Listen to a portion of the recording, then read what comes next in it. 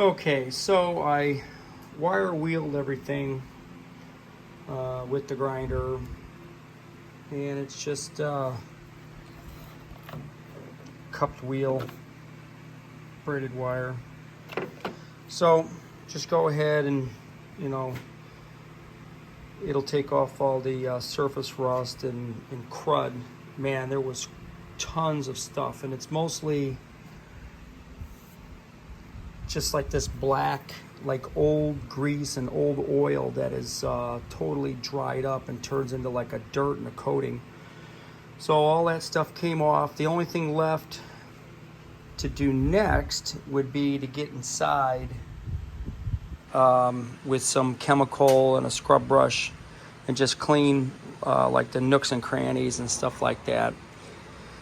And then after that, then we'll go on to the next process. So we'll see you in the next segment.